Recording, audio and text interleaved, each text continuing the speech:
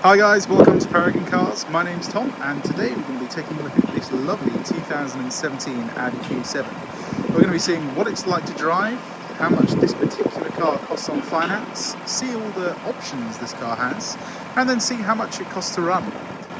Oh, before we start the video, if you could like and then subscribe to our channel, that would be a massive help to us, and you'll also be able to see some more awesome automotive content. Let's go.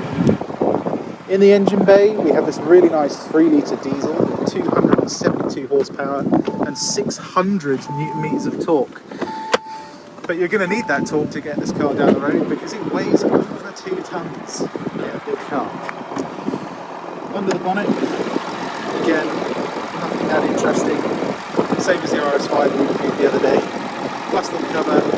And you notice it's actually quite noisy out here, but once you're inside the car, there's actually almost no noise in the cabin.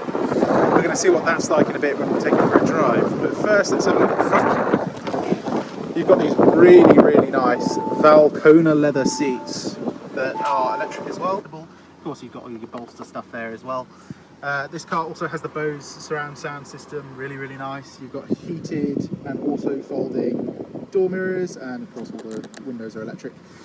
Once you're inside, you're greeted by this really nice Audi virtual cockpit. This has come in a lot of Audis recently, and it is definitely an option worth ticking. You've also got the big navigation screen, which will go up and down if I press this button. It's kind of just a nice thing when you get in the car and turn it on, it just sort of rises up. Pretty nice, really. This car also has heated seats. You've then got all your climate controls. They're all touch sensitive, which is, I mean, so extra, but of course you're paying for a nice car, so you want stuff like that. You've then got the air blade feature, which you only see in the A4, A5, and then this Q7.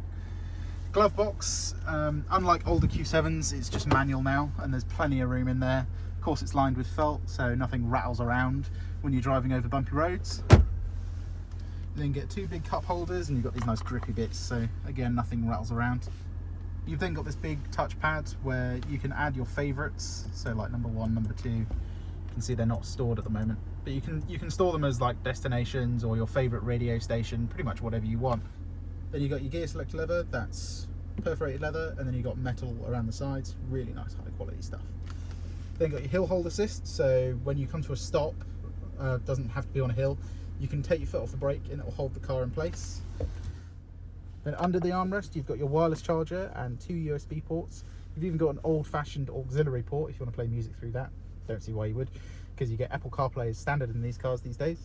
You can adjust the armrest forwards and backwards for individual passengers, and then you can adjust the height, so you can have it on the lowest setting or the highest setting. Right, let's check out the back. In the back, Audi have done quite a few different things to make this car very easy for 7 people to get in and out of.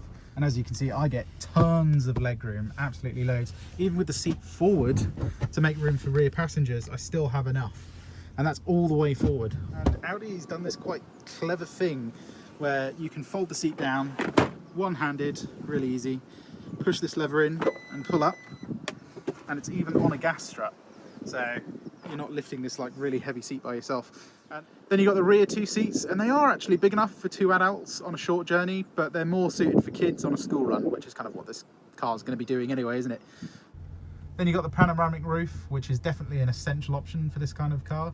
If you don't have it, the car's just going to be really dark and dingy inside, and you don't want that on a long journey because you're going to have people feeling sick in the back. In the boot, even with all seats up, there is actually quite a lot of space. You get about the same as a Volkswagen Polo with all 4 seats up. So you can fit your whole weekly shop very easily, or you can also fit a couple of suitcases and then a duffel bag or something like that. If you do want to fold the seats down, of course, being a nice car, you do it electrically. And it does take a while. But something that's really nice is when you want to put them back up again, it's electric as well. How nice is that? If you've got a lot of shopping and you can't be asked to lift it more than about 2 feet, you can just press this button and the car will lower itself down for you. This is only possible if you've got the air suspension option, and that is definitely worth having. Okay, now we've seen what this car's like inside, let's close the boot and see what it's like to drive. Starting around town, this Q7 is definitely one of the nicest cars to drive. Because you've got that air suspension, you just waft over all the bumps on the road. Parking this absolute behemoth of a car is actually made pretty easy by this really nice reverse camera.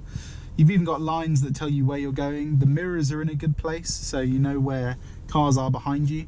And more often than not, you can get into the space in one go. See, pretty easy. And we've still got enough room on both sides for people to get out. Driving around town, you'll probably get about 28 miles to the gallon if you drive this car carefully. So on the school run, it's not going to be a really thirsty beast. This particular Audi also has the driver assistance package. This includes adaptive cruise control and lane assist. We're going to see what that's like on the motorway, but you can actually use this around town. So there's a little stalk just under the indicator down here, and I can turn it on and I can change the distance between the car in front of me and myself. Now I'm not touching the pedals at all at the moment, and I've said to the car that I want the car in front of me to be at the minimum possible distance. And this will brake for me.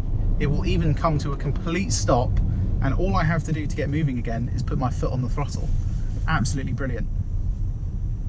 The lane assist in these cars is slightly more temperamental, but still very, very nice to use. Now this Audi, whilst it might not be the fastest SUV, has certainly got enough punch to get you up to the speed limit. We're going to put the car into dynamic now, which will actually lower the car because we have the air suspension system, and stiffen the anti-roll bar. It'll also make the steering heavier and sharpen the throttle response. You can see what this is like coming off the roundabout. It's actually really, really impressive. And if you put your foot down, I mean, it is not a slow car. We're already up to the speed limit. For a car with 7 seats, I think that's pretty impressive, to be honest. For now, we're going to put the car into efficiency mode and then see what kind of MPG we can get out of it. Now we're on the motorway, I can put the adaptive cruise control back on, set it to 70 miles an hour with the stalk, and it will just keep me at the set distance that I choose. I can also turn the lane assist systems on, and you shouldn't really do this, but you can actually take your hands off the wheel and the car will steer for you. Pretty nice really on a long journey, isn't it? Now if I leave my hands off the wheel for too long, the car will actually start beeping at me, but it gives you about 15 seconds before it'll start boinging.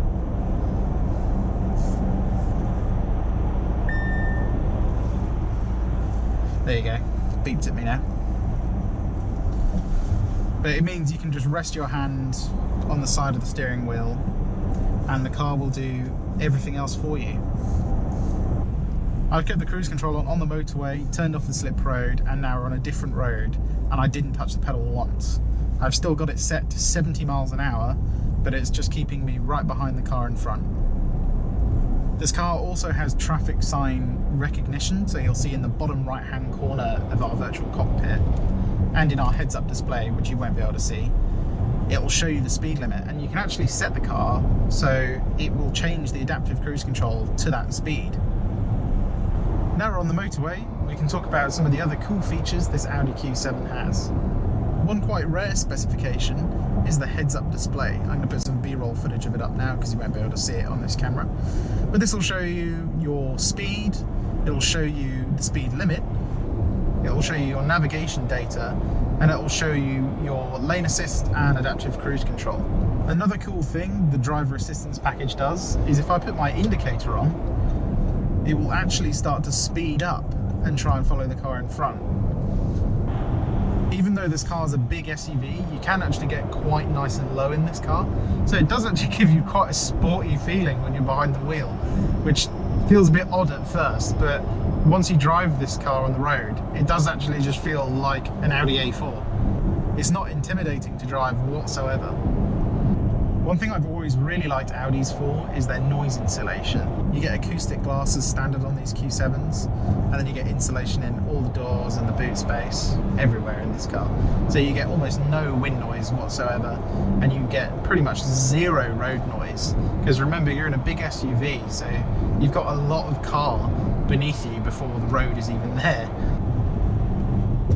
Another thing Audi's actually very good at is their material quality. So whilst they don't have a lot of leather like BMWs do, you get this really nice, soft, squishy, rubbery plastic everywhere. which, if anything, is actually nicer than leather, I think. So nothing is really hard. So even on the dash, you've got this squidgy material. So on that short stint on the motorway, we managed to get 39 miles to the gallon at 70 miles an hour. Pretty good for a big SUV like that, I think.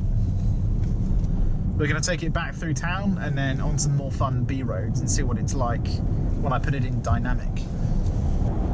This Audi's so clever, it even knows when you're coming up to a roundabout. So then it'll actually tell you to lift off the throttle and slow down to save fuel. So you can see we're coming up to a traffic light now. I've still got the adaptive cruise control on. It's going to bring us to a stop. Haven't touched the pedals yet. Let's turn the engine off so we're saving a bit of fuel. And to get moving again, I just tap my foot on the throttle and the car will do everything else. Even going around construction work, the car never seems to throw a hissy fit and slam on the brakes.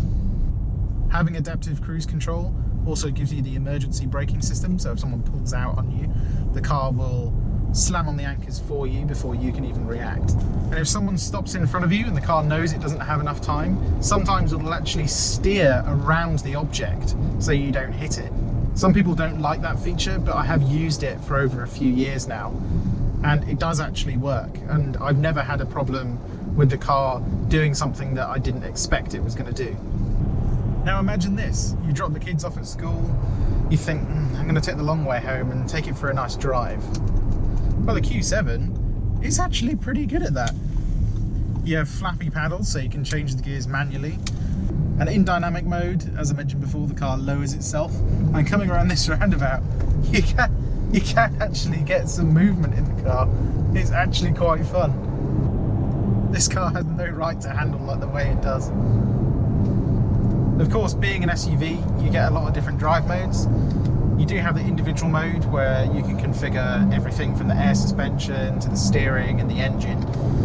But you do also get something called an off-road mode and an all-road mode. If you've got the air suspension, this will lift the car up to its highest setting and enable you to get over some really big bumps if you need to.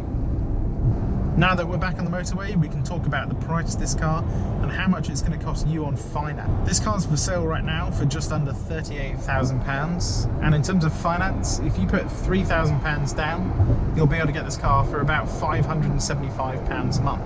Now those figures might seem quite high to some people, but when this car was new, the options list was ticked out to over 15 grand. And one good thing about having a higher monthly figure means when you come to take the car back after 4 years, you're not going to owe a lot of money on the car. If anything, you'll actually get some of your deposit back to spend on a newer car. We've only got a few miles left before we get back to the dealership now. I'm going to see what MPG we get overall. But I have to say, this Audi Q7 really has impressed me today. It's a very easy car to live with overall. It's easy to drive. You can actually fit 7 people in here, even though it's a little bit of a squeeze for the passengers in the back. And even though this car is still quite expensive, you'd be hard pressed to beat it, to be honest. If you sit in the back, you can get just as comfortable as you would in an Audi A8 or a BMW 7 Series. Okay guys, we're back at the dealership now. We've done some driving in town and on the motorway. We've done a couple of hard pulls onto the motorway as well, and we've still managed to get 32.9 mpg. Pretty impressive for a big car like this with a 3-litre engine. If you enjoyed the video, please give it a like, and why not subscribe to our channel. I'll see you on the next one. Goodbye.